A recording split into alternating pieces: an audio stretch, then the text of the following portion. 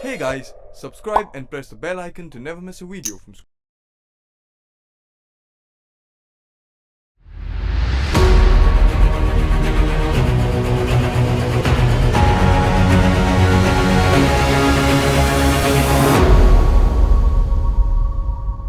So, hello everyone, welcome to the Go Self-Made Show. इस show के ऊपर मैं आपको उन लोगों से मिलवाता हूं जो ऑलरेडी अपनी लाइफ में बहुत ज्यादा कामयाब बन चुके हैं। ऐसे लोग जिन्होंने अपनी जर्नी जीरो से शुरू करी थी एंड वो लोग जो आज सक्सेस की अपने आप में एक डेफिनेशन है। ऐसी एक पर्सनालिटी से मैं आपको आज मिलवाने वाला हूं जो डिजिटल मार्केटिंग की फील्ड में बहुत बड़ा नाम है and he is none other than mister Sahil Khanna. Sahil Khanna ji की जब मैं बात करूं तो साहिल खन्ना जी डिजिटल मार्केटिंग की फील्ड में ना सिर्फ अपनी एक एजेंसी चला रहे हैं बल्कि ये लोगों को कोच करते हैं, मेंटोर करते हैं कि लोग भी आगे डिजिटल मार्केटिंग की फील्ड में आगे बढ़े।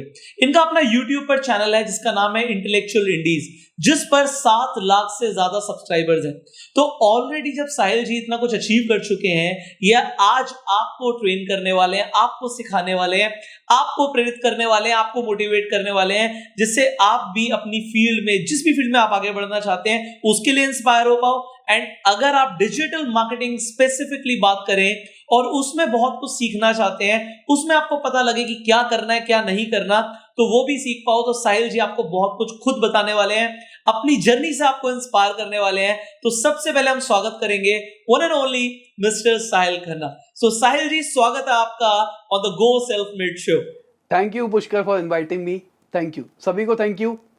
सो साहिल जी, वैसे तो लोग आपसे बहुत ज्यादा इंस्पायर ऑलरेडी होते हैं, बहुत अच्छा काम कर रहे हैं, मैंने भी आपकी बहुत सारी वीडियोस देखी हैं, बट बहुत सारे ऐसे लोग हैं जो अभी शायद आपको नहीं भी जानते, जो आज हमारे चैनल पे हैं। तो सबसे पहले मैं चाहूंगा सर, आपने जहां से भी अपनी लाइफ की शुरुआत करी, बहुत इंस्पायरिंग होगी वो जर्नी, बहुत सारे लोग उसे और भी डिटेल में जानना चाहेंगे, जितने लोग आपको जानते भी हैं ऑलरेडी। तो मैं चाहूंगा सर, एक बार आप बताएं लोगों को कि हाउ यू स्टार्टेड, आप डिजिटल मार्केटिंग की फील्ड में कैसे आए, आपने क्या क्या किया, कितने पापड़ बेले सक्सेसफुल बनने के लिए। So this is my first question sir, on the behalf of audience. यार सर मत बोलो, ये तो मैं अपने यूट्यूब चैनल पे भी हर एक को कहता हूँ, सर मत बोलो, भाई बोलो, भाई इज गुड। अगर आप बहुत ज़्यादा एज के हो तो मुझे अपना बेटा टाइप्स मान लो, मैं उसी में खुश हूँ, क्योंकि मैं ऐसा ही रहना चाहता हूँ। मेरे को कभी सर नहीं बनना किसी के सामने। मेरे को जब भी मैं वीडियोस बनाता हूँ, टी शर्ट बनाता हूँ, मेरी टोनैलिटी भी लॉन्डो वाली है, मैं वर्ड्स भी इसी टाइप के बोलता हूँ, क्योंकि मेरे को भाई बन के रहना है, लोगों को ये फील आना चाहिए भाई हुआ है। तो मेरी जर्नी की शुरुआत होती है जब मैं इंजीनियरिंग में था। तो बेसिकली हम उतनी अच्छी फैमिली से बिलोंग नहीं करते, बेसिक मिडिल क्लास फैमिली से बिलोंग करते हैं हम। तो हमारे पास कोई करोड़ों खरबों रुपया नहीं होता था, और मैंने बचपन से ही ना पैसे की वैल्यू समझ ली थी कि पैसे की वैल्यू बहुत ज़्यादा होती है। घर से मुझे पैसे मिलते थे स्पेसिफिक मंथली के हिसाब से, कि उसी के अंदर मुझे सब कुछ काटना होता था। अगर मैं आपको सच्चाई बताऊं, मैंने कभी नहीं बताया किसी को, मुझे 5,000 रुपये महीना मिलता था उस टाइम पे। और अभी लोगों को लगता है 5,000 रुपये महीना ठीक है। मैं आपको एक किस टाइम? 2009 के आसपास, 2009 के आसपास। तो आपने अपना करियर 2009 के आसपास शुरू किया? तब मैंने इंजीनियरिंग करने गया था, मैं दिल्ली से देहरादून। तो 11 साल हो गए इस बात हाँ, 11 साल हो गए। तो उस टाइम पे 5,000 रुपये लोगों को लगता है कि बहुत ज़्यादा होते हैं। मैं आपको समझाता हूँ कि मेरे खर्चे क्या थे। मैं 1,700 रुपये रेंट देता था जिस जगह पे रहता था मैं, और 1,700-1,800 रुपये के आसपास मेरे खाने के लगते थे। उसके बाद कुछ शाम को भूख लगती है, जो खाना होता था उसमें आपको सुबह का मिलता था, दोपहर का मिलता था और रात का मिलता था। कभी आपको शाम को भूख लगती है तो वो भी होता था। बीइंग अ इंजीनियरिंग स्टूडेंट आपके खर्चे भी बहुत सारे होते हैं। आपको कभी कुछ प्रिंट आउट निकलवाने हैं, कभी नोट्स कुछ करवाने हैं, कभी कुछ कराने हैं। तो ले दे के महीने के एंड में मेरे पास 50-100 रुपये बचते थे, और उसके अंदर मेरे को घर पे वापसी भी आना था उसी खर्चे के अंदर। अब ये नहीं था कि मेरे घर वाले अगर मैं पैसे ज्यादा मांगता तो नहीं देते, मेरे घर वाले दे देते, पर मैंने बचपन से ही उस चीज में अपब्रिंगिंग हुई थी, तो मेरे को पैसे की वर्थ पता थी।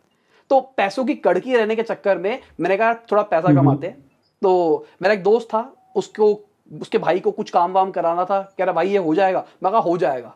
मुझे कुछ नहीं आता था, ईमानदारी से बता रहा हूँ, मुझे कुछ नहीं आता था। मैं कहा हो जाएगा, मैंने पकड़ लिया। उसके बाद हमने मैंने अपने दोस्तों से बात करी, लॉन्ग बहुत बड़ी स्टोरी है, पर मुद्दे की बात ये थी कि हमने कर दिया वो काम कहीं ना कहीं से जुगाड़ करके। अब वो पैसा मुंह पे चढ़ चुका था, अमाउंट ज्यादा नहीं था, पर वो पैसा उस बच्चे के लिए बहुत सही था, फर्स्ट ईयर इंजीनियरिंग का स्टूडेंट। 19 साल का हूँगा मैं उस जमाने में। तो उस जमाने में पैसे की वैल्यू बहुत ज़्यादा होती थी, मैं अपनी बात करके चलूँ तो मेरे लिए वो 5-7 हज़ार रुपये बहुत ज़्यादा थे। मेरे को लगा यार जिंदगी सेट हो जाएगी, अगर ऐसे काम करता रहूँगा महीने के मैं 50,000 रुपये कमा सकता हूँ इस तरीके से। तो काम आता रहा, मैं करता रहा पूरी इंजीनियरिंग के अंदर, और कभी मैंने उसको ये नहीं सोचा कि मैं इस फील्ड के अंदर कभी घुसूंगा। मैं केमिकल इंजीनियरिंग करने के लिए गया था, तो मेरा आइडिया यही था कि मैं जब दिल्ली आऊंगा तो मैं पापा का बिजनेस ग्रो करूंगा। मेरे पापा का इंपोर्ट एक्सपोर्ट का केमिकल का काम था, तो मैंने सोचा मैं यहाँ पे आके अपनी फैक्ट्रियां लगाऊंगा और मैं उसको एक्सपेंड करूंगा। जब 4th ईयर में इंटर्नशिप होती है, मैं पापा के बिजनेस पे बैठा तो सीखने के लिए कि किस तरीके से काम होना है। मुझे कुछ नहीं आता था। मैं सोचता था कि मुझे बिजनेस आता है, पर मुझे जेन्युइनली नहीं आता था। मुझे अकाउंट्स के बारे में कुछ नहीं पता था। अब पापा का कोई ये तो नहीं है एमएनसी है कि सारी की सारी कंपनी पूरी स्ट्रक्चरली साउंड है कि अगर बंदा आके बैठेगा गल्ले पे बैठा और संभाल लेगा। अब पूरा स्ट्रक्चरिंग समझनी थी मुझे कि कौन से केमिकल है, कहां से खरीदे जाते हैं, कितने रुपए के आते हैं, अकाउंटिंग कैसे होती है, वो डेली के अकाउंट्स कर रहे हैं, मुझे कुछ नहीं समझ में आ रहा था। कोशिश करी मैंने, पर मैं नहीं समझ पाया। तो मैं पापा को बोला, पापा मेरे को करनी है एमबीए। 4th ईयर था तो मैंने अपनी ट्रेनिंग भी शुरू कर दी एमबीए की। कॉलेज मिल गया अच्छा खासा, मैंने एमबीए करी मार्केटिंग और इंटरनेशनल बिजनेस में।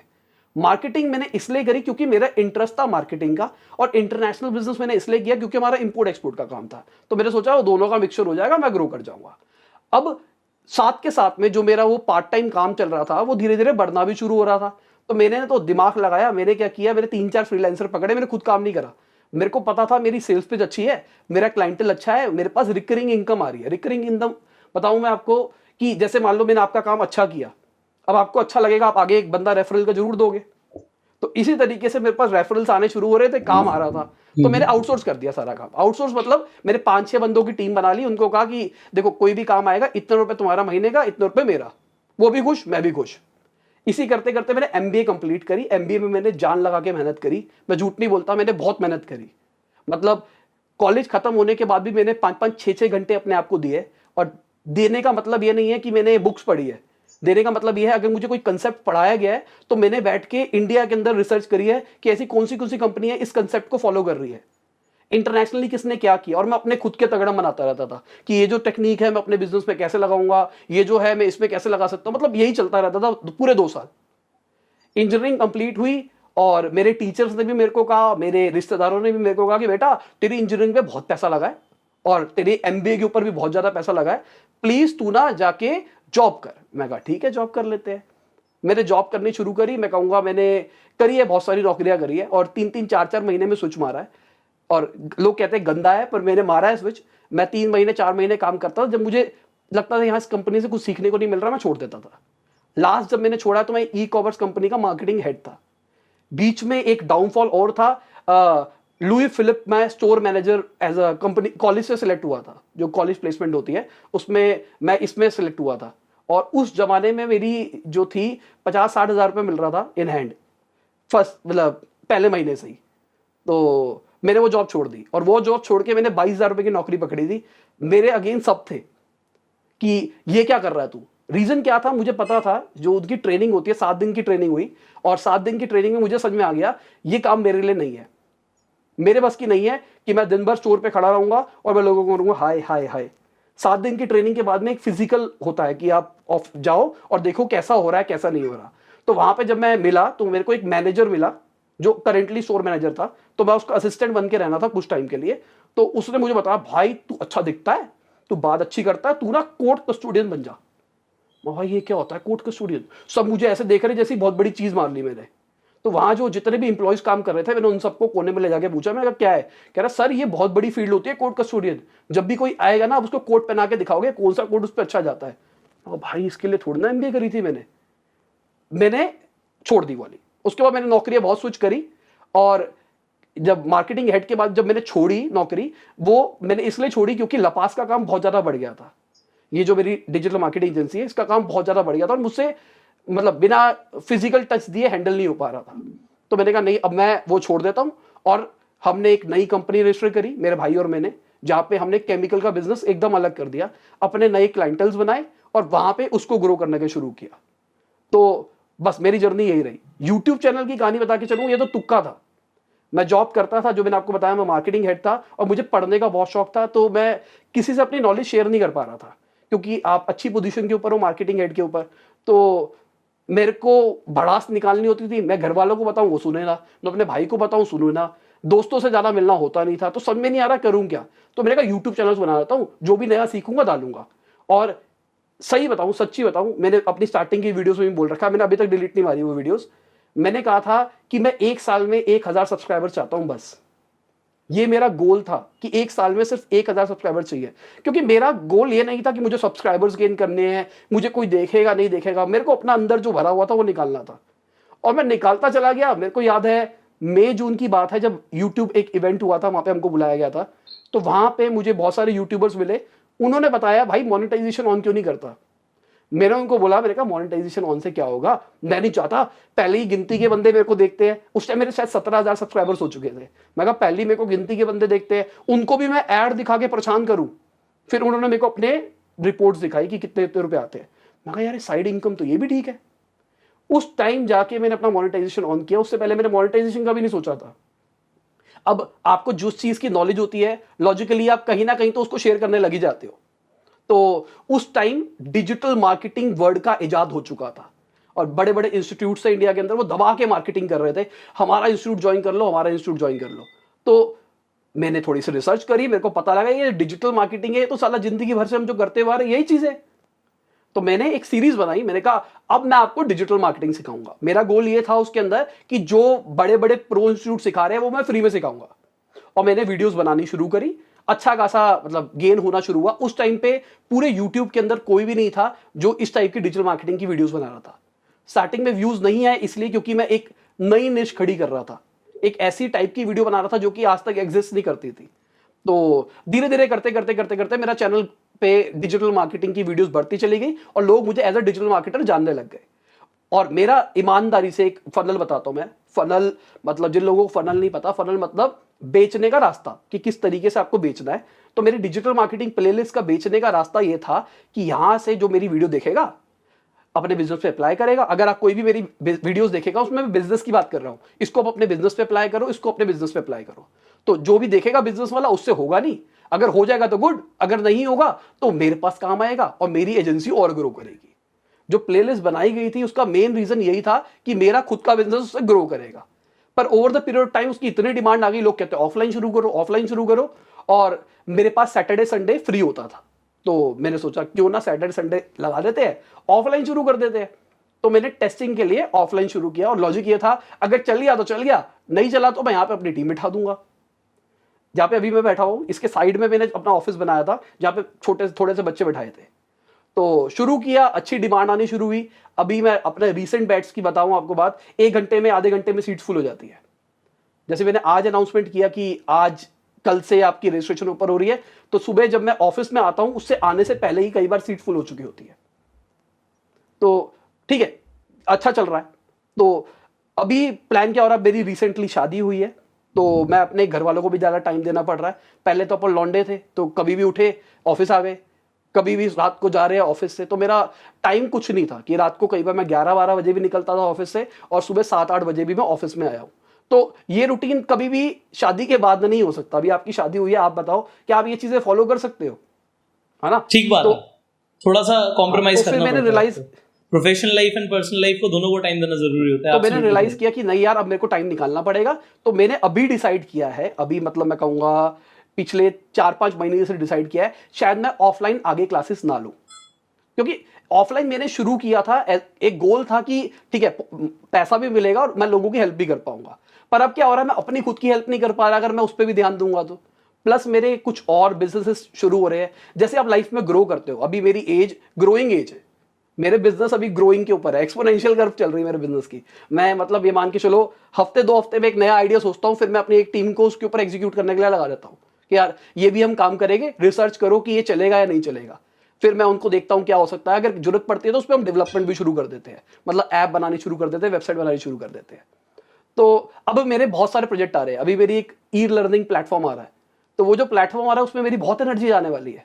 अगर इतनी एनर्जी जाएगी तो मैं आइदर अपना ऑफलाइन चला लूँ, या फिर अपना ऑनलाइन प्लेटफॉर्म चला लूँ, या फिर मैं अपनी फैमिली देख लूँ। तो मैंने ये डिसाइड किया है शायद मैं ऑफलाइन अब नहीं करूँगा। अभी ये लॉकडाउन से एक लर्निंग कर्व भी मिल गया कि कुछ नहीं होता, ऑनलाइन भी लोग सीख सकते हैं। तो अपना कोर्स मैं सारा का सारा ऑनलाइन ले जाऊंगा धीरे धीरे। हम ऑनलाइन भी कुछ अलग तरीके का कर रहे हैं, मेरे को टेस्ट करना था, तो मैंने इसके लिए क्या किया, बेसिकली मैं मार्केटर हूँ, तो मैंने आपको बताया मैंने MBA मार्केटिंग में करी है। तो मार्केटिंग में मैंने एक चीज़ सीखी, टेस्टिंग।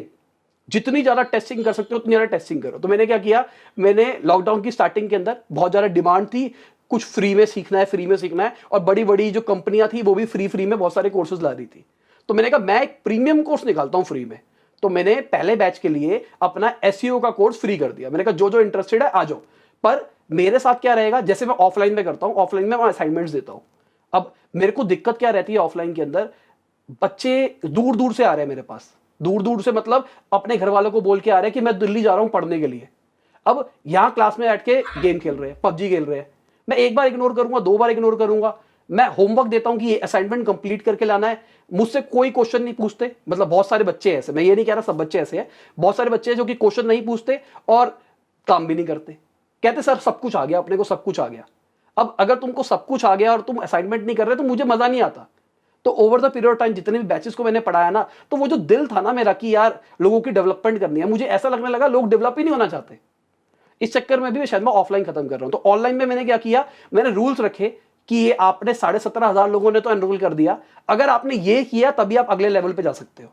और उसमें डेडलाइन भी लगा दी, इतने टाइम तक करना है, फिर लगाया डेडलाइन, फिर लगाई डेडलाइन, ऐसे ऐसे कर करके हम काम कर रहे हैं। इसमें क्या हो रहा है, इसमें जो बच्चा निकलेगा ना एंड में, वो एकदम क्रीम होगा और मेरा भी नाम हो जाएगा। देखो मैंने एक ऐसे ऐसे बच्चे निकाले जिन्होंने लाइफ में बहुत सारा चेंज किया है, फ्री में दिया था मैंने, उन बच्चों के चक्कर में मेरा भी नाम हो जाएगा, क्योंकि मैंने प्रूफ किया है थ्योरी को कि अगर कोई मुझे ब्लाइंडली ट्रस्ट करता है तो मैं रिजल्ट्स ला के दे सकता हूं।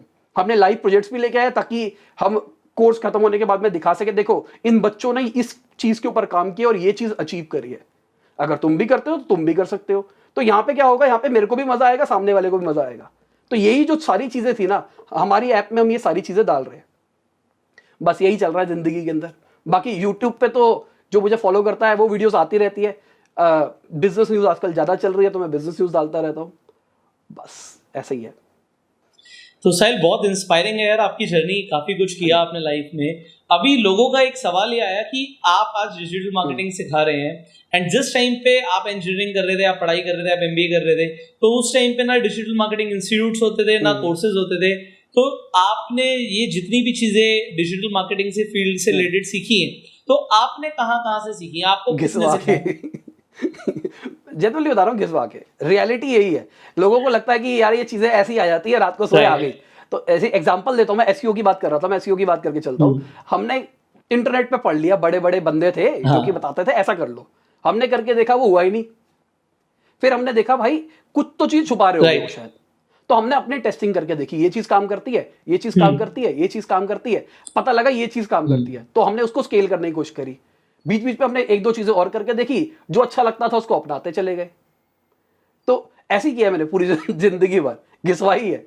उस टाइम पे कुछ था ही नहीं ना, रीडिंग मटेरियल भी नहीं था। अगर मैं कहूं ना, इंटरनेट पे बहुत अच्छा कंटेंट होता था उस जमाने में। SEO करने का एक तरीका था, बैकलिंक बना लो जी, और आज वो चीज बहुत बुरी होती जा रही है आने वाले टाइम में। बैकलिंकिंग के अलावा था ही नहीं उस टाइम इंटरनेट के ऊपर कि अच्छा कंटेंट कैसे बनाना है, ऑप्टिमाइजेशन कैसे करनी है। अब क्या हो रहा है, अब जो मुझे अच्छा लग रहा है कि आप YouTube चैनल बना रहे हो और मैंने कोर्सेज बना लिए, उसमें मैं भी अप टू डेट रहता हूँ। मार्केट में कोई भी नई चीज आ रही है तो लोग ही मुझे बता देते हैं, सर आपको पता है ये वाली नई चीज आ गई, तो मैं जाके चेक कर लेता हूँ। अब क्या है, मेरे पास कोर मार्केटिंग स्किल है, MBA मार्केटिंग हो तो कोर मार्केटिंग स्किल है, और टेक सेवी में बचपन से था, तो अब वो दोनों जुड़ गए हैं। और अब कोई भी टूल आता है, कुछ भी आता है, क्लिक करके तो देखना है कि क्या हो रहा है क्या नहीं हो रहा, और उसके बाद एक्सपेरिमेंट करना है, और अगर वो चीज काम कर गई उसको स्केल कर देना। तो साहिल, आपने जैसे बताया कि आपने जैसे आप बोल रहे हैं कि बहुत हार्डवर्क के साथ, बहुत मेहनत के साथ, बहुत टाइम एंड एनर्जी लगा के सारी चीजें सीखी हैं, तो आज मार्केट में अवेलेबिलिटी बहुत ज्यादा है रिसोर्सेज की, अगर कोई सीखना चाहता है और उसे पता हो, जैसे आज आपने अपने एक्सपीरियंस से, मैंने अपने एक्सपीरियंस से डेफिनेटली डिजिटल मार्केटिंग की फील्ड को एक्सप्लोर किया। आज हमें समझ आता है SEO ना सिर्फ बैकलिंकिंग है, SEO का मतलब है कंटेंट। अगर कंटेंट अच्छा है और वो लोग देखना पसंद कर रहे हैं, अपने आप सर्च इंजन ऑप्टिमाइजेशन हो जाएगा। तो कंटेंट इज द किंग, ये हमें पता है। तो आज अगर हम जब कंटेंट इंडस्ट्री की बात कर रहे हैं, because you are a content creator, I am a content creator, and बहुत सारे ऐसे लोग हैं जो कंटेंट क्रिएटर बनना चाहते हैं, जो डिजिटल मार्केटिंग को उसी तरीके से सीखते हैं जैसे आपने और मैंने सीखा, कि डिजिटल मार्केटिंग की ट्रेनिंग नहीं ली, कंटेंट क्रिएशन को समझ लिया, एंड वो अपने आप में हाईलाइट होना शुरू हो जाते हैं। भाई ये इंसान आज की डेट में इंटरनेट पे इसका नाम बहुत ज्यादा हो गया। तो जो लोग आज कंटेंट क्रिएटर बनना चाहते हैं, उनको आप क्या बताना चाहोगे कि उन्हें कहां पर फोकस करना चाहिए, वो कैसे अच्छा कंटेंट प्रोड्यूस कर सकते हैं? ठीक है, सबसे आसान एडवाइस ये है कि स्टार्ट कर दो। अगर आप वेट कर रहे हो कि एक अच्छा कैमरा पापा मम्मी बर्थडे पे दिला के देंगे मैं शुरू करूंगा, या फिर आपके फोन के अंदर अभी मेमोरी नहीं है इसलिए आप शुरू नहीं कर रहे, या फिर आपके घर के आसपास में इंटरनेट अच्छा नहीं आता, या फिर आपके पास कोई स्टूडियो सेटअप नहीं है, या फिर आप अच्छा बोलते नहीं हो, अच्छे दिखते नहीं हो, भाई शुरू कर दो। मेरी जाके ना मोटिवेशन के लिए मेरी पहली दूसरी वीडियो देख लेना। मैं आपसे कहूंगा कि मेरी पहली दूसरी की वीडियो में से जो सबसे घटिया दिखे ना उसका एक बढ़िया सा टेक डाल देना यहाँ पे वीडियो के अंदर, लोगों को पता लग जाए कि कैसा कंटेंट बनाता था। अगर आप उस टाइम से अब टाइम में देखो मेरे में कितना डेवलपमेंट आया है और कैसे आया है, कर करके। मुझे उस टाइम काम करना आता था, मुझे डिजिटल मार्केटिंग आती थी, मुझे वीडियोस बनानी नहीं आती थी। बोल जैसे अभी मैं रहा हूं, पहले मैं लोगों से ऐसे ही बोल लेता था, पर क्या था जब कैमरा आता था ना सामने तो कुछ हो जाता था, अजीब सा लगता था। अब वो कैमरा जो फियर होता है ना वो कुछ वीडियोस के बाद अपने आप चला जाता है। उसका तरीका ये है कि रोज वीडियो बनाओ, रोज वीडियो बना के डालो, कोई देखे ना देखे डालो। अभी मैंने एक बेसिकली एक YouTube कम्युनिटी टाइम में मैंने लोगों से क्वेश्चन भी पूछा था कि एक मैं प्लान कर रहा हूं YouTube का कोर्स, तो आप कितने रुपए में लेना पसंद करेंगे। तो मैंने ऐसे रैंडमली पूछा कि फ्री में, 15 रुपए में, 100 रुपए में, 2000 रुपए में, सिर्फ 5000 रुपए में, ऐसे कुछ रैंडम रेट्स दिखाए मैंने। तो मेजॉरिटी ऑफ लोगों ने फ्री मांगा है। मेजॉरिटी ऑफ लोगों को चीज फ्री में चाहिए, क्योंकि भाई हम सीख तो लेंगे, उसको अप्लाई नहीं करेंगे। तो दूसरी यहाँ पे प्रॉब्लम क्या है जो मुझे लगता है, लोग अप्लाई नहीं करना पसंद कर रहे हैं। तो लोगों ने ज्यादातर मेजॉरिटी लोगों ने कहा कि उनको फ्री चाहिए, तो इसलिए मैं फ्री भी लेके आ रहा हूं। तो अगर आप चाहो तो उस टाइम भी फॉलो कर लेना। पर मैं यहाँ पे, आप वीडियो रिकॉर्ड कर रहे हो तो मैं यहाँ पे अभी कमिट नहीं करता कि बहुत जल्दी वीडियोस आ जाएगी। जैसे ही मुझे टाइम लगेगा मैं रिकॉर्ड करके डालूंगा, क्योंकि अभी मैंने अपनी स्टोरी भी बताई आपको, मेरे पास टाइम उतना ज्यादा नहीं है, मेरे को थोड़ा बिजी रहता हूँ। तो जैसे टाइम मिलेगा मैं वीडियोस डालूंगा और इकट्ठी पूरी प्लेलिस्ट डालूंगा। और जो मुझे फॉलो करता है उसको पता है कि मैं कुछ छुपाता नहीं हूँ, जो जेन्युइन है सो है। मैं कोर्स को 2 पार्ट्स में बांटूंगा, उसमें एक फ्री करूंगा। फ्री मतलब जो आपने क्वेश्चन पूछा, अगर कोई एज अ इन्फ्लुएंसर डेवलप होना चाहता है, अपने आप को as a personal brand develop करना चाहता है, उनके लिए जो कोर्स होगा वो फ्री होगा। और दूसरा कोर्स मैं अलग कर रहा हूं जो कि बिजनेस है, एक बिजनेस अपने आप को सोशल मीडिया का यूज करके ग्रो करना चाहता है, वो पेड कोर्स होगा। क्योंकि बिजनेस अगर पैसा खर्च नहीं कर सकता तो सॉरी, आपका बिजनेस ग्रो नहीं हो सकता। एब्सोल्युटली करेक्ट साहिल, एब्सोल्युटली करेक्ट। क्योंकि बहुत सारे ऐसे लोग हैं, बहुत सारे ऐसे दर्शक हैं जो आज की डेट में इंटरनेट पे, मैंने बोला रिसोर्सेज बहुत ज्यादा हैं, ऑलरेडी फ्री रिसोर्सेज है, बट जब तक आप किसी चीज के लिए पे नहीं करते, आप उसको उसकी वैल्यू नहीं पता लगती कि उसकी वैल्यू कितनी ज्यादा है। सो डेफिनेटली ठीक है, हमने तो यार जिंदगी में काफी कुछ पे करके सीखा, बहुत कुछ अपना टाइम एंड एनर्जी लगा के सीखा। अब यहाँ पे एक चीज आ जाती है कि साहिल, बहुत सारे ऐसे लोग हैं इंडिया के अंदर, खासकर स्टूडेंट अगर हम कम्युनिटी की बात करें, तो आज जब वो इंटरनेट मार्केटिंग की बात सुनते हैं, डिजिटल मार्केटिंग की बात सुनते हैं, डिजिटल एंटरप्रेन्योरशिप को समझते हैं, तो वो लोग ये जानना चाहते हैं कि ऑनलाइन पैसा कमाने के हमारे पास क्या क्या तरीके हैं। एज अ स्टूडेंट अगर हमें पैसे कमाने हैं तो हम क्या क्या कर सकते हैं। तो लोगों का ये सवाल आया था जब मैंने पूछा था कि you are coming for an interview, तो उन्होंने पूछा ये सारी चीजें पूछिएगा कि हम क्या क्या करके पैसे कमा सकते हैं। तो ये बताइए आप लोगों को, how students can earn money online. देखो, इसका एक छोटा सा आंसर है जो कि हम पहले भी डिस्कस कर चुके हैं, वो है कंटेंट। अगर आप एक अच्छा कंटेंट क्रिएट कर सकते हो तो आप ऑनलाइन पैसा कमा सकते हो। मैं आपको रास्ते बताता हूं कि अच्छा कंटेंट क्या क्या टाइप का हो सकता है। अगर आप चाहो तो अच्छा कंटेंट रिटन फॉर्म में बना सकते हो। आप ब्लॉग लिख के एडसेंस लगा के वहां से पैसा कमा सकते हो। एडसेंस गूगल की एक सर्विस है जिससे आपके कंटेंट के ऊपर एड्स आएगी। एक तरीका ये है। दूसरा तरीका क्या है, आप अच्छा कंटेंट लिख के, अगर आपकी सेल्स पिच अच्छी है, अगर आप लोगों को अच्छे तरीके से कुछ बेच पाते हो, तो अच्छा कंटेंट लिख के उसके बीच में आप एफिलिएट मार्केटिंग कर सकते हो और वहां से अपने प्रोडक्ट्स को बेच सकते हो या फिर किसी एफिलिएट के प्रोडक्ट्स को बेच सकते हो। अगर आप अच्छा बोल सकते हो तो आप पॉडकास्ट शुरू कर सकते हो। आजकल बहुत सारे प्लेटफॉर्म्स आ रहे हैं जिन पे पॉडकास्ट के ऊपर ऐड लग सकती है। अगर कोई ऐसा प्लेटफॉर्म है जिस पे ऐड नहीं है तो आप स्पॉन्सरशिप ले लो लोगों से और बीच में अपना ऐड डाल दो। ऐसा प्लेटफॉर्म है। अगर आप अच्छी वीडियोस बना सकते हो, जो कि मैं रिकमेंड करता हूं, सबसे अच्छा तरीका यही है आज के टाइम पे वीडियोस बनाना। क्योंकि रिटन कंटेंट मेरे को नहीं पता, आपका नहीं पता, मैं अपनी बात करके चलता हूं। अगर मैं एक ब्लॉग लिखने के लिए जाऊंगा और उसके अंदर मैं पूरा एसईओ एक्सप्लेन करने के लिए जाऊंगा तो मुझे शायद वो ब्लॉग लिखने में हफ्ता भी लग जाए। और अगर मैं वीडियो बनाने के लिए जाऊंगा, शायद अगर मैं बेसिक की बात करके चल रहा हूं, मैं प्रैक्टिकल की बात नहीं करके चल रहा, अगर मैं वीडियो के अंदर बनाने के लिए जाऊंगा तो शायद मैं आधे 1 घंटे के अंदर पूरा एक्सप्लेन भी कर दूंगा। तो मेरे लिए वीडियोस बेटर, क्योंकि मेरे को टाइम वेस्ट नहीं करना पड़ रहा। मैं 1 मिनट के अंदर एडिट करके सीधा ही सीधा डाल सकता हूं और मेरे पास रीच है। ब्लॉग के अंदर क्या हो रहा है, पहले की बात करके चल रहा हूं। अभी गूगल ने एक और अपडेट लेके आया है, तो गूगल आपके कंटेंट, रिटन कंटेंट को भी प्रमोट कर रहा है। पहले आपकी ब्लॉग्स के ऊपर ट्रैफिक आता था खाली सर्चेस से, अगर कोई सर्च मारेगा तो आपके ब्लॉग के ऊपर ट्रैफिक आएगा। अभी आजकल गूगल एक और नया फीचर टेस्ट कर रहा है, उसको कहते हैं डिस्कवरी। अगर आप क्रोम यूज करते हो तो क्रोम खोलते ही सामने बहुत सारे रिकमेंडेड ब्लॉग्स आते हैं। अगर आप अपने एंड्रॉइड फोन यूज कर रहे हो तो अपने फोन की स्क्रीन को सबसे लास्ट में लेके जाते हो तो आपको रिकमेंडेड न्यूज फीड्स दिखाई देते हैं।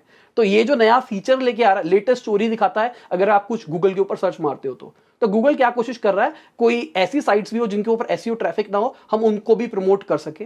तो ऐसा चल रहा है, अभी गूगल इस चीज को भी ध्यान दे रहा है क्योंकि अच्छा है। पर मेरे हिसाब से यूट्यूब से अच्छी कोई चीज नहीं है। आपने वीडियो बना के डाल दी, आपको कुछ नहीं आता, मैं तो ये कह रहा हूं, आपको ना एसईओ आता है, ना आपको बोलना आता है, ना आपको वीडियो बनानी आती है, ना आपको एडिट करना आता है।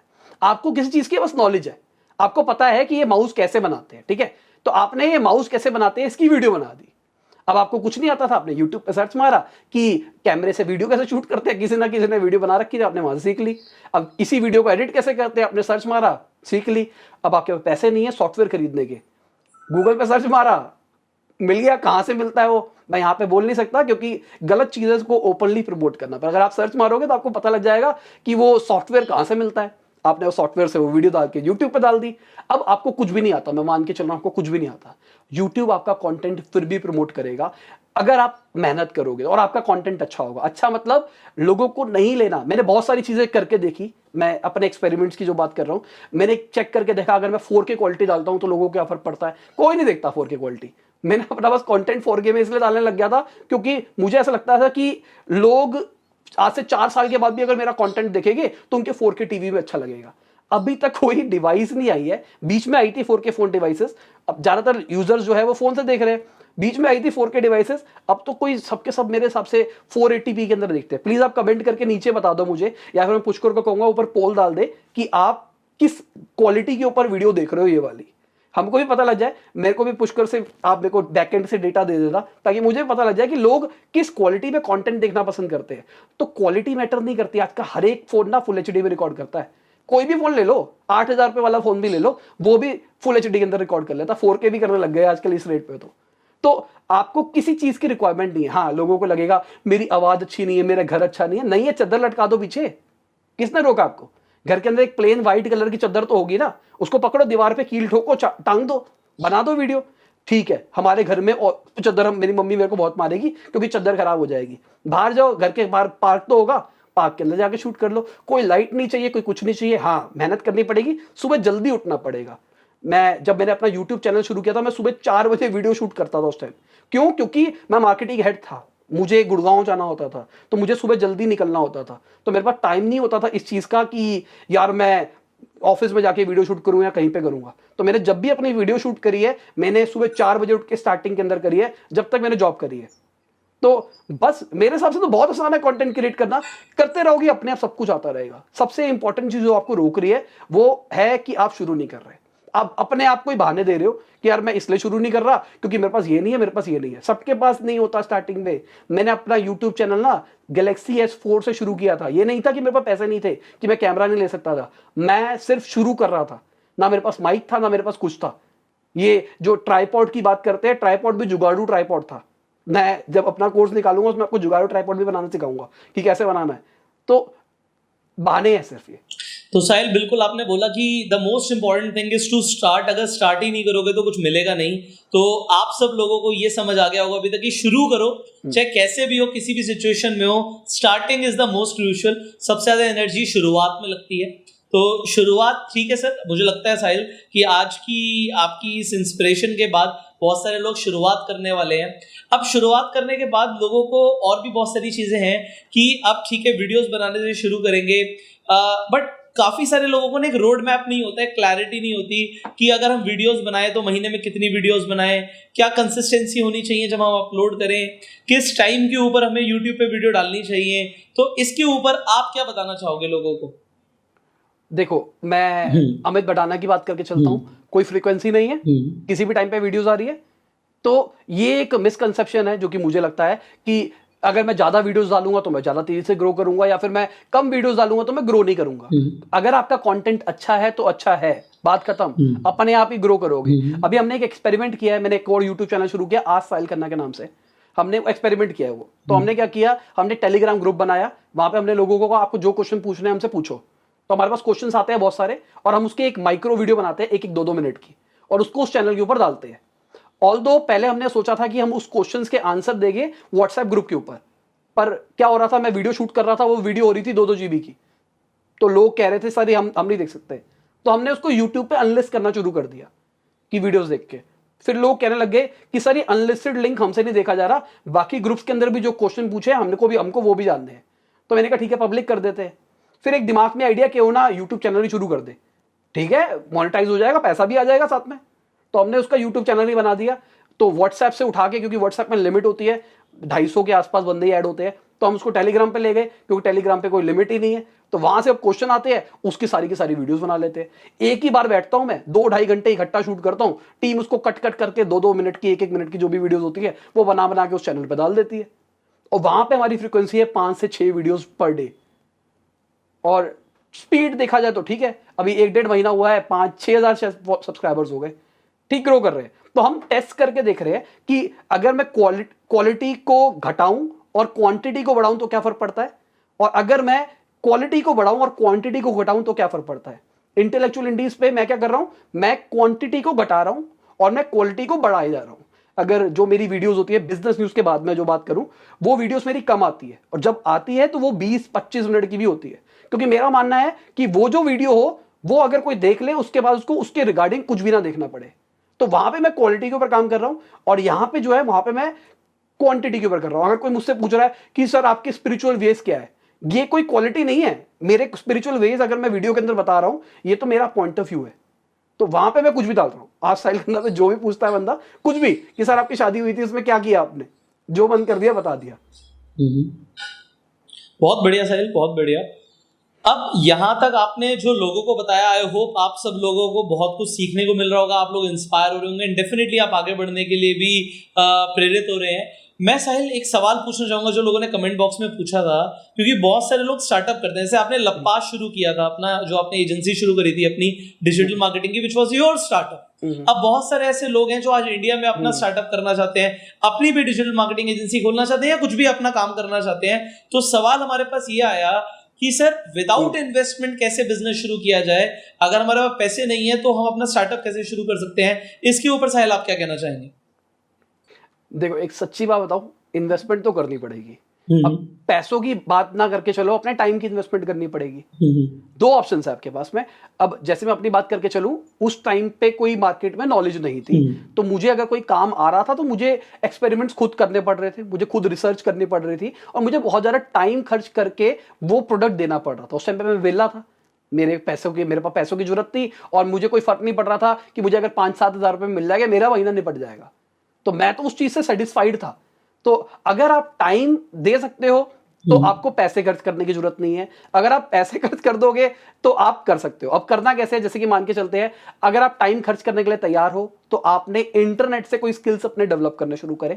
जब आपको वो स्किल आ गया तब आपने उसको मोनेटाइज करने की कोशिश करी। अगर मैं अच्छा बोल सकता हूं और अच्छी वीडियोस बना सकता हूं तो मैंने यूट्यूब पे करना शुरू किया। अगर मैं अच्छे कंटेंट लिख सकता हूं तो मैंने ब्लॉगिंग करनी शुरू कर दी। एफिलिएट मार्केटिंग भी मैं कर सकता हूं उसके बीच में। और अगर मैंने एक पूरी सीरीज बना रखी है सेल्स के ऊपर, तो अगर मैंने सेल्स अच्छी सीख ली तो मैं सिर्फ कुछ नहीं करूंगा, मैं दिन भर इंडिया मार्ट खोलूंगा। इंडिया मार्ट में जितने भी बिजनेसेस है उसको फोन मिलाऊंगा, उनको फोन मिला के कहूंगा सर मेरा काम ये है कि आपको ये चीज चाहिए, मेरे को आता ही नहीं। अभी हमने एक ड्रॉप सर्विसिंग की सर्विस निकाली, उसमें क्या है, कुछ नहीं है। आप इंडिया मार्ट खोलो, इंडिया मार्ट में सारे बंदे बैठे बिजनेस वाले, और जो बिजनेस के लाख रुपए साल का दे सकते हैं, वो आपसे भी डिजिटल मार्केटिंग की 5-10 हजार रुपए की सर्विस तो ले ही लेंगे। तो जाओ उनको फोन करो कि सर मेरी एजेंसी का नाम ये है, अपनी कोई भी एजेंसी बना लो कि हम ये सर्विस देते हैं। हमने उनको एक बेस अमाउंट दे दिया कि ये बेस अमाउंट ये है, आपको जितना पैसा आगे ऐड करना है कर दो। अब आपकी भी एजेंसी बन गई। अगर आपकी सेल्स के स्किल्स अच्छे हैं, आपको डिजिटल मार्केटिंग कुछ नहीं आती, तो भी आप पैसा कमा सकते हो। तो मार्केट में अपॉर्चुनिटी बहुत सारी है, पर कंडीशन ये है आपके पास स्किल होना चाहिए, स्किल या फिर पैसा होना चाहिए। अब पैसे से आप क्या कर सकते हो, एक तो ऑप्शन ये है कि अपने आप स्किल डेवलप कर लो, दूसरा ऑप्शन ये है ऐसी टीम हायर कर लो जिनके पास स्किल है। एब्सोल्युटली, वो आपकी मर्जी है। एब्सोल्युटली साहिल, मतलब मैं भी लोगों को ये इंस्पायर कर रहा हूँ कि अभी तक लोग जहाँ पे ड्रॉप शिपिंग के ऊपर लगे हुए थे वो ड्रॉप सर्विसिंग पे जा सकते हैं। एंड आपने लोगों को कमाल का आइडिया दिया कि indiamart.com पे जाओ, ऑलरेडी बिजनेसेस लिस्टेड है, उन्हें बोलो अगर आपको ग्राफिक डिजाइनिंग की नीड है, आपको डिजिटल मार्केटिंग की नीड है, आपको अपनी वेबसाइट क्रिएशन की नीड है, तो आप वो सारी सर्विसेज खुद दे सकते हो। यहाँ पे मैं ऐड करूंगा कि अगर इवन आप fiverr.com पे जाते हो या freelancer.com पे जाते हो, वहां पे ऑलरेडी आपको काम करने वाले लोग मिल जाएंगे, उनसे काम करवा लो, बीच में एज अ कनेक्टर बन जाओ। बिल्कुल। अगर आप बिना पैसे के भी ग्रो करना चाहते हो, क्योंकि आपने जो चीज बोली वो यहाँ पे रिलेट होती है कि ड्रॉप सर्विसिंग बिजनेस आप विदाउट इन्वेस्टमेंट भी शुरू कर सकते हो। सो मैं भी लोगों को जो ये चीजें ट्रेन करता हूँ, बिकॉज जो लोग मार्केट में काम कर रहे हैं ना साहिल, वही लोगों को बता पाएंगे कि अल्टीमेटली पैसा कमाने के बहुत सारे रास्ते हैं, बस आप अभी तक निकले नहीं हो उस जर्नी पे, इसलिए आपको पता नहीं है। एब्सोल्युटली। अच्छा साहिल, आपकी ठीक है, हाँ मैं अपनी एक बात बताता हूँ जी। एक चीज ऐड करना चाहूंगा। बेसिकली मेरे को ऐसा लगता है अभी के टाइम पे कि मेरे पास 100-200 आइडियाज है राइट, जिसको मैं मोनेटाइज करके पैसा कमा सकता हूँ। एब्सोल्युटली। आज मुझे ऐसा लगता है मेरे पास टाइम की कमी है, राइट पर क्या होता है ये चीज कब अचीव हो पाती है, जब आपने बहुत मेहनत करी होती है। राइट आज मेरे को अपने ऊपर भरोसा हो चुका है, मैं किसी भी बिजनेस को मार्केट कर सकता हूँ। राइट, तो मैंने रियलाइज किया क्यों ना मैं अपने खुद के बिजनेस बनाना शुरू कर दूं। एब्सोल्युटली। अभी तक मैं लोगों के बिजनेस की मार्केट कर रहा था, क्यों ना मैं अपने खुद के बिजनेस बनाना शुरू कर दूं। Absolutely. तो पिछले कुछ महीने से हम इन्हीं चीजों के ऊपर काम कर रहे हैं। हर चीज के खुद के बिजनेस बना लो और वहां से जो काम आता है उसको आगे भेज दो। अच्छा साहिल, इसी पे मैं एक चीज ऐड करना चाहूंगा। When we talk about multiple businesses and if you are the CEO of all the businesses, I think then it gets a little difficult because अगर आप एक बिजनेस के ऊपर ध्यान देते हो तो वो ग्रो करता है। अगर आपके पास मल्टीपल बिजनेस हैं और सब पर ध्यान देना है तो आपका ध्यान डाइवर्ट होता है। तो मल्टीपल बिजनेसेस में या तो हमें मल्टीपल सीईओज बनाने पड़ेंगे। सो इस पे आप लोगों को क्या बोलोगे कि एक बिजनेस पे पहले ध्यान दो या मल्टीपल बिजनेस पे ध्यान दो? मैं अपनी बात बताता हूँ। मैंने सबसे पहले अपना यूगन केमिकल की बात करके चलते हैं। यूगन केमिकल पे पहले ध्यान दिया। उस टाइम पे लपास भी चल रहा था, पर मैं लपास पे इंटरनेशनल वाला जो काम चल रहा था, इंडिया वाले पे ज्यादा फोकस नहीं कर रहा था। मेरा गोल था कि मेरे को अपने यूगन को ढंग से डेवलप करना है। जब वो चीज डेवलप हो गई मैंने छोड़ दी। अब मेरा भाई बेटा देख लेगा, मुझे कुछ करने की जरूरत नहीं है। Absolutely. अब मैंने फिर लपास पे काम करना शुरू किया। मैंने लपास को यूट्यूब पे भी बहुत जबरदस्त मार्केट किया। अब लपास जब मुझे लगने लग गया अब लीड्स आ रही है, सब कुछ आ रही है, तो मैं अपनी टीम के अंदर कुछ मैनेजर्स उस लेवल के तैयार कर रहा हूँ जो कि सब कुछ कर ले। Absolutely. वीकली या फिर दिन के अंदर 1-1.5 घंटे की मीटिंग करते हैं, उसके अंदर मुझे पूरा ब्रीफ कर देते हैं वो कि क्या चल रहा है, कौन सा क्लाइंट आया, क्या हुआ क्या नहीं हुआ। कई बार मुझे खुद को मॉनिटर करना पड़ता है तो मुझे भेज देते हैं कि सर ये क्लाइंट है, इसमें ऐसा कुछ चल रहा है, हम यहाँ पे फंस गए हैं, बताओ क्या करें। तो अभी आगे वाले टाइम में भी अब ये लपास भी मेरा रेडी हो चुका है ऑलमोस्ट। अब मैं और बिजनेस शुरू कर रहा हूँ। तो बेस्ट तरीका यही है कि एक को पूरा परफेक्ट कर लो और जब आपको लगे कि ये परफेक्ट लेवल पे तैयार हो चुका है उसके बाद में आप दूसरे में जाओ। मैं ये नहीं कह रहा कि आप और नहीं कर सकते हो, पर मेरा तरीका ये है क्योंकि मेरे को ऐसा लगता है कि अगर मैं जब बाकी नावों पे पैर रखता हूं तो मैं डूब जाता हूं। मैं नहीं कर पाता मल्टीटास्किंग कि मैं ये बिजनेस भी संभाल लूंगा ये भी। जब मैंने यूट्यूब चैनल शुरू किया था तो मुझे पता है कि मेरा हाल क्या होता था कि मैं जॉब भी कर रहा हूं, मैं अपनी एजेंसी का काम भी देख रहा हूं और साथ में मैं यूट्यूब चैनल पे डेली एक वीडियो भी डाल रहा हूं। और जब मैं वीडियोस बनाता हूं तो मैं खुद ही एडिट करता हूं, खुद ही रिकॉर्ड करता हूं, कंटेंट क्रिएशन सब कुछ खुद ही करता हूं। तो उसका टाइम अलग जा रहा है, मार्केटिंग हेड में एनर्जी ज्यादा जा रही है और आपका खुद का बिजनेस चल रहा है जहां पे एनर्जी और जा रही है। बहुत लंका लगती थी। उसके बाद जब यूगन को सेट करना था उस टाइम पे भी मेरी बहुत एनर्जी जाती थी, पर क्या होता था वहां पे मैंने अपनी फ्रीक्वेंसी को कम कर दिया जब मुझे टाइम मिला तब। क्योंकि बिजनेस के अंदर क्या होता है, आप हमेशा ऑक्यूपाइड नहीं होते। अगर आपको नहीं किसी से ब्रिटानिया से आपकी मीटिंग है परसों, तो आपको पता है कि कल का दिन मेरे पास फ्री है, उसके अंदर बैठ के आप दिखा नहीं सकते कि मैं काम बहुत ज्यादा कर रहा हूं। जो काम चल रहा है डेली ऑपरेशन वो तो टीम कर रही है, पर जो मेजर आपके काम है उसमें आप टाइम निकाल सकते हो। तो मैंने वो टाइम निकाल के यूट्यूब पे डालना शुरू किया। उसके बाद जब ट्रांजिशन चल रहा था ये यूगन का और लपास का, उसके बीच में मैंने रात को 6 बजे, जैसे सब पूरी टीम जाती है 6 से 8-9 बजे तक मैं रात को बैठ के वीडियोस बनाता था, उसी को शूट करके एडिट करके डालता था। तो उस टाइम पे मैंने ये फेस किया है। आज मुझे लगता है कि मैं लपास वाले ट्रांजिशन से आगे हो चुका हूं और जो मेरी ऐप आ रही है मैं उसके ट्रांजिशन पे जा रहा हूं क्योंकि मेरे को उसको क्रिएट करना है। और मुझे ऐसा लगता है कि अगर वो ढंग से क्रिएट हो जाए तो, आपकी कम्युनिटी से बोल रहा हूँ, मुझे ऐसा लगता है कि वो अगर क्रिएट हो जाए तो वो एक रेवोल्यूशन क्रिएट कर सकती है मेड इन इंडिया के अंदर। जो बातें चल रही है ना, मेड इन इंडिया प्रोडक्ट नहीं है, कोई बड़ी कंपनी कभी मेड इन इंडिया में क्यों नहीं आई, मैं लेके आऊंगा। मतलब मेरा दिल तो यही कर रहा है। बाकी पता लगता है जब काम करते हैं तभी सच्चाई पता लगती है। जनरली बताऊं तो दूर से सारी चीजें अच्छी लगती है कि बहुत अच्छा है, अभी मुझे भी अच्छा लग रहा है कि मैं शायद हैंडल कर लूंगा। मैंने कुछ स्पेसिफिक पैसा अलग से रखा हुआ है कि इतना पैसा मैं लगाने के लिए तैयार हूं, पर अगर उससे ज्यादा पैसा लगेगा तो शायद मैं फंडिंग रेस करूंगा, और अगर मुझे फंडिंग नहीं लिखी तो क्या करूंगा। तो सच्चाई तो मार्केट की कुछ और है। लोगों को लगता है कि बिजनेस करना बहुत आसान होता है, सब कुछ करना बहुत आसान होता है। टाइम लगता है, मेहनत लगती है। नहीं साहिल, इसके लिए हम आपके साथ हैं हर तरीके से यार। आपको कहीं पर भी नीड हो, कहीं पर भी अगर आपको लगता है कि ग्रोथ में कहीं पर भी चैलेंजेस हैं, तो I am with you and my whole team is with you, no issues. अगर हम भी आप इनफैक्ट आप सब लोगों को भी बोल रहा हूँ, see when you are growing, अगर आप कुछ अच्छा कर रहे हो, आप कुछ बड़ा कर रहे हो, so my whole team is there for you and हम साथ में कनेक्टेड हैं, and this is the community we are building. Sahil, हमारा पर्पस क्या है? ये गो सेल्फ मेड जो है, ये जो नाम है, ये जो शब्द है, ये पुष्कर राज ठाकुर या साहिल खन्ना या इन सबसे बहुत बड़ा है।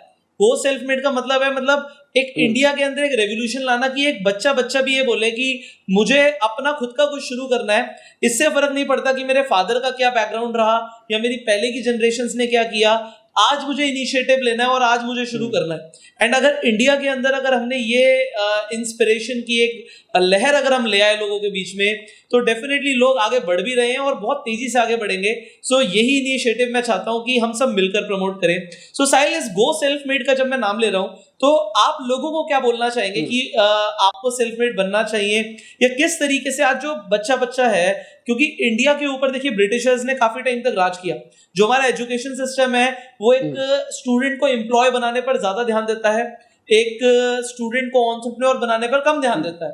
एंड हमारा फोकस ये है कि लोग जब सेल्फ मेड वाली फीलिंग अंदर ले आएंगे, तो ना सिर्फ वो खुद काम करके पैसा कमाएंगे, वो लोगों के लिए भी एम्प्लॉयमेंट क्रिएट करेंगे, एंड उससे शायद इंडिया ओवरऑल ग्रो करेगा। सो इस पर आप क्या बोलना चाहेंगे? मैं एक सत्य वचन बोलना चाहूंगा, और जब मैं ये चीज बोलता हूं तो कड़वा होता है, क्योंकि वो सच है।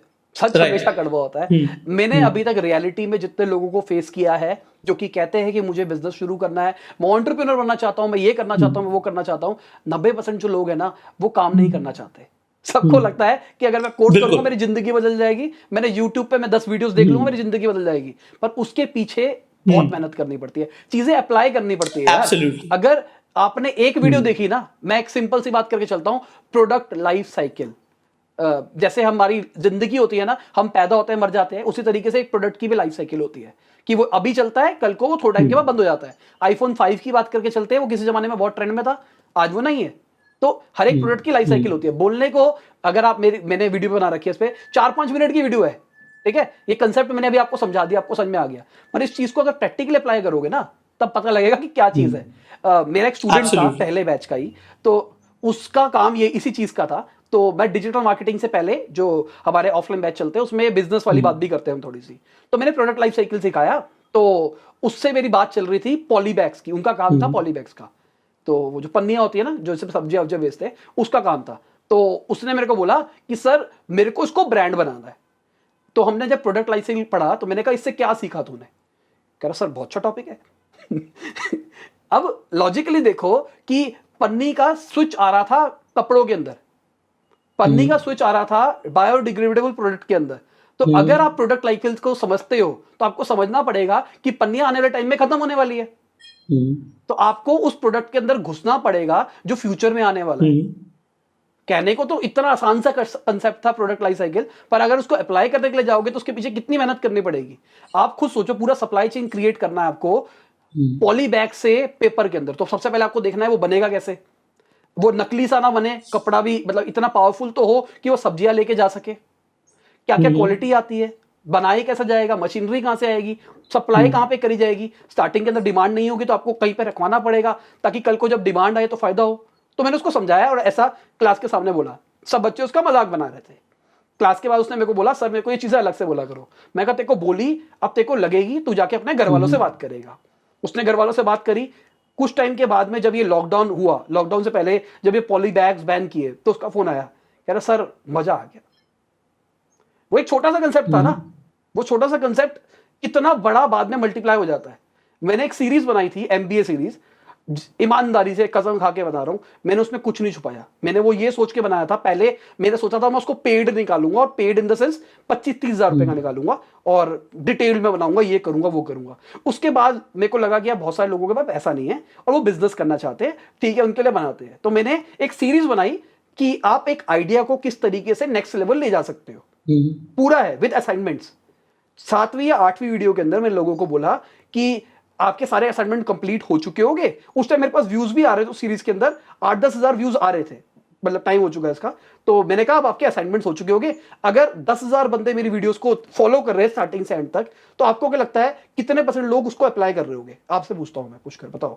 तो हो सकता है लेस देन 2%, जो मेरी एवरेज कहती है कि अगर 10,000 लोगों की बात करूं तो 2% के आसपास आपका रेशियो होगा जो एक्चुअल में अप्लाई कर रहे होंगे।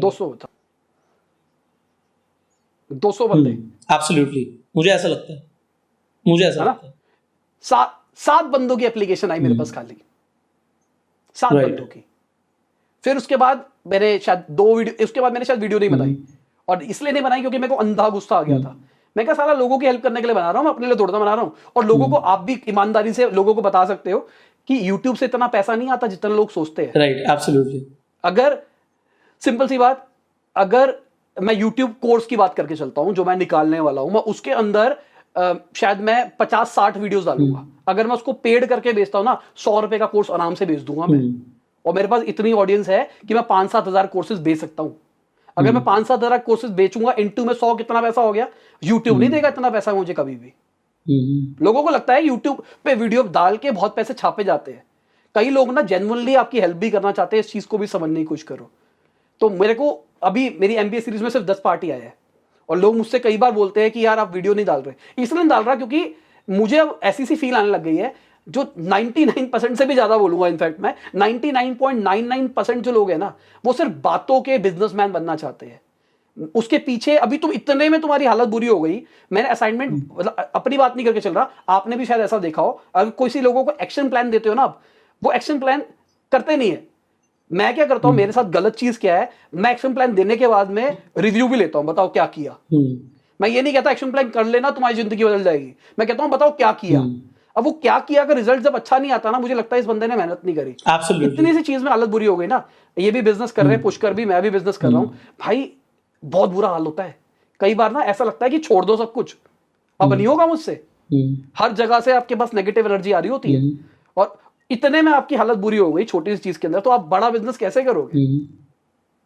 तो मैं, ये सत्य वचन थे, और नेगेटिव भी लगेगी आपको बात, पर ईमानदारी से मैं आपको ये बात बता रहा हूं कि अगर चीजों को अप्लाई करोगे ना, तो बहुत ज्यादा मजा आएगा, और कभी भी जिंदगी में फ्लॉप नहीं होगे। अगर चीजों को सिर्फ देखने के लिए देखोगे ना, तो कुछ नहीं होगा, मजे होंगे जिंदगी के। नहीं साहिल, बिल्कुल आप ठीक कह रहे हो। इनफैक्ट ये मैं आपको अपने एक्सपीरियंस से भी बताऊंगा। जितने भी मेरे ट्रेनिंग प्रोग्राम्स हैं, जितने भी मेरे कोर्सेज हैं, उन सब में हर ट्रेनिंग के बाद, हर वीडियो के बाद असाइनमेंट एंड एक्शन प्लान होता है। एंड जितने लोग उस एक्शन प्लान पे काम करते हैं, उनके 100% रिजल्ट्स आते हैं। अगर कोई मुझे बोलता है जी रिजल्ट्स नहीं है, तो मैं यही चीज पूछता हूँ कि भाई जो एक्शन प्लान दिया था और जो मैंने आपको वर्कशीट दी थी, एक बार वो ले आओ जरा सामने, उस पर आपने क्या काम किया एक बार रिव्यू कर लेते हैं। सर बस वो करना रह गया है अभी। तो मैंने कहा वो कर लो, और उसके बाद कभी किसी का ये नहीं आता कि हमें रिजल्ट नहीं आया, बिकॉज रिजल्ट तो एब्सोल्युटली आने ही आने हैं, बिकॉज हमने सिक्वेंशियल स्टेप्स, हमें पता है कि कैसे रिजल्ट्स आएंगे।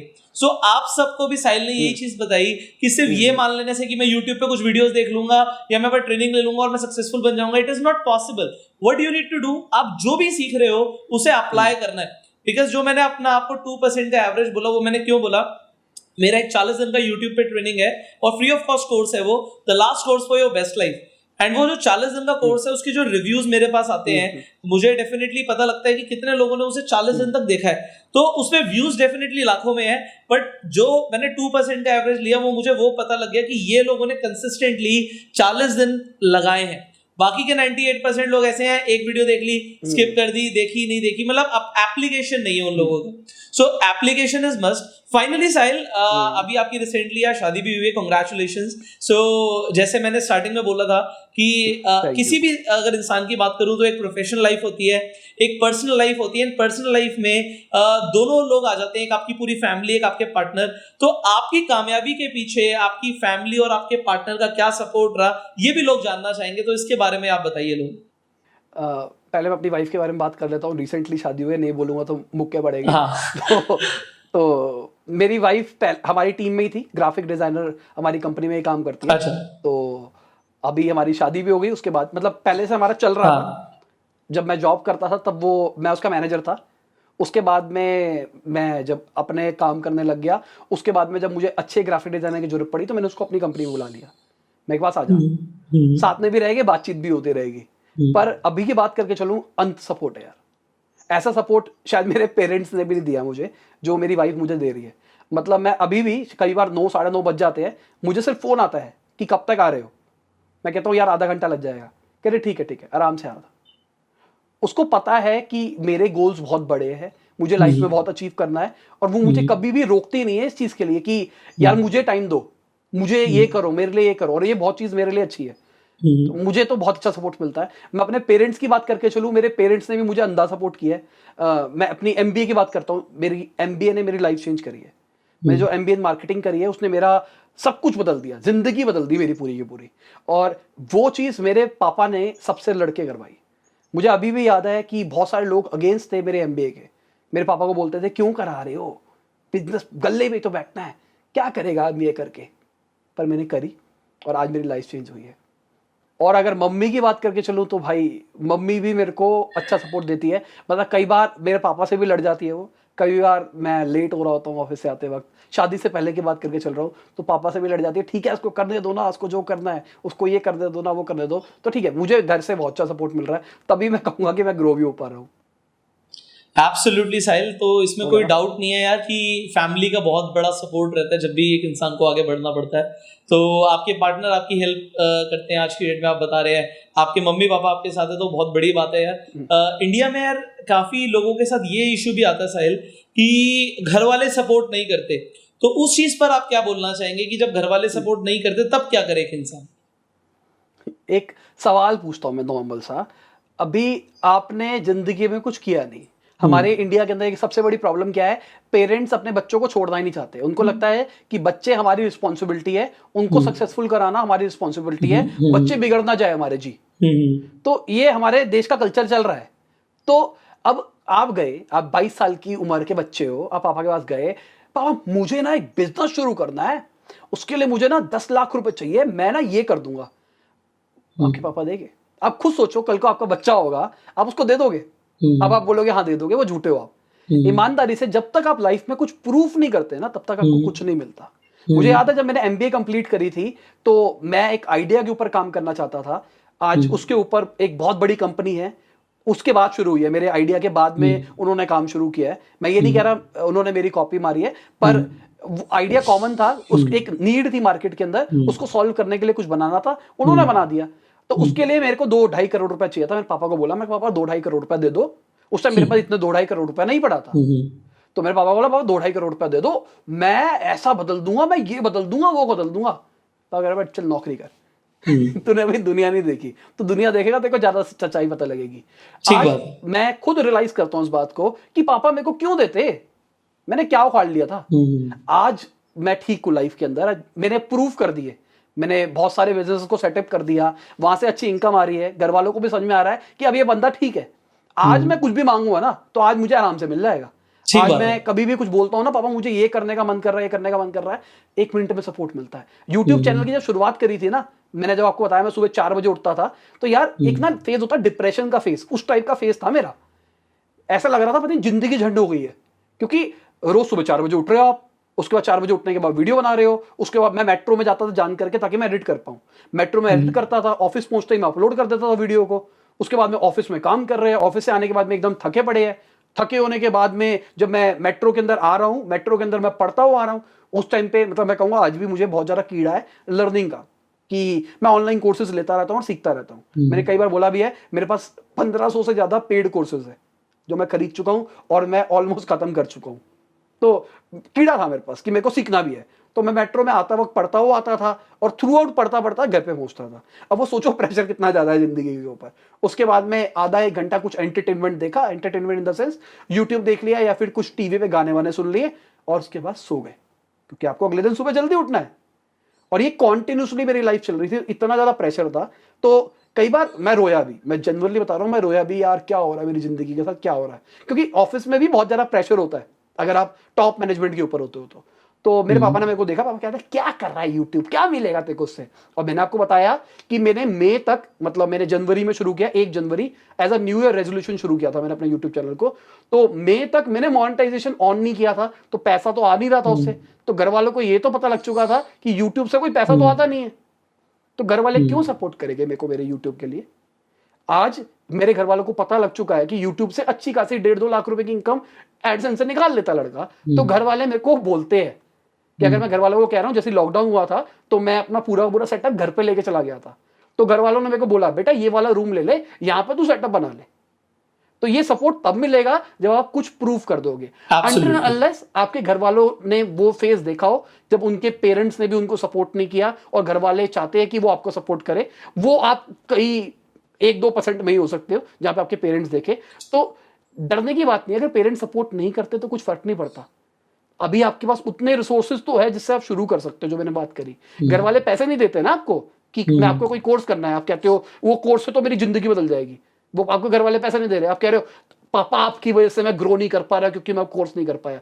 यूट्यूब पे कुछ देख लो, वहां से कुछ पैसा अर्न कर लो, उससे वो कोर्स खरीद लो, ज्यादा मन है तो अपॉर्चुनिटी मार्केट में बहुत है, आप बस सिर्फ बहाने ढूंढ रहे हो। So this is absolutely correct कि जब तक आप अपनी फैमिली को प्रूव कर नहीं दिखाओगे, आप काम नहीं करोगे, आप मेहनत नहीं करोगे, आपकी फैमिली भी आपको सपोर्ट नहीं करेगी। सो ये उन सब के लिए है जो अपनी फैमिली से सपोर्ट चाहते तो हैं बट कुछ कर नहीं दिखा रहे, तो अब कर दिखाना शुरू करो। आप अगर मेहनत करोगे, आपकी फैमिली देखेगी यस ये लड़का बहुत ज्यादा मेहनत कर रहा है, बहुत ज्यादा काम कर रहा है, तो आपको डेफिनेटली सपोर्ट करेंगे। एंड फाइनली मैं आप सबको बोलना चाहूंगा कि साहिल ने आज आपको इतना इंस्पायर किया, तो आप साहिल की बातों को फॉलो करें अपनी लाइफ में एंड आप सेल्फ मेड बनकर दिखाएं। So thank you so very much Sahil for being with us. आज आपने लोगों को बहुत ज्यादा इंस्पायर किया है एंड आई होप जैसे आपने बताया लोगों को वैसा लोग अपनी लाइफ में अमल भी करेंगे एंड कामयाब बनकर दिखाएंगे। आपको इस पूरे इंटरव्यू में सबसे अच्छा क्या लगा नीचे कमेंट करके जरूर बताइएगा। एंड अगर आपको ये वीडियो अच्छी लगी तो जल्दी से लाइक कर दीजिए, आप इस वीडियो को शेयर कीजिए सो दैट बहुत सारे ऐसे लोग हैं जो इंस्पायर होना चाहते हैं, जो लाइफ में आगे बढ़ना चाहते हैं, वो भी आगे बढ़े आपके इस शेयर से। सो आप जहां पे भी मौजूद हैं, जहां पर भी सोशल मीडिया पे मौजूद हैं, शेयर कीजिए इस वीडियो को व्हाट्सएप ग्रुप में, wherever you are। And finally मैं आपसे मिलूंगा अगली वीडियो में इसी तरीके के एक और पावरफुल इंटरव्यू के साथ। तब तक के लिए चैनल को अभी के भी सब्सक्राइब कीजिए, नोटिफिकेशन बेल पे क्लिक कीजिए कि ऐसी एक भी पावरफुल वीडियो एंड इंटरव्यू आप मिस ना करें। So I will see you in the next video. Till that time, you go self.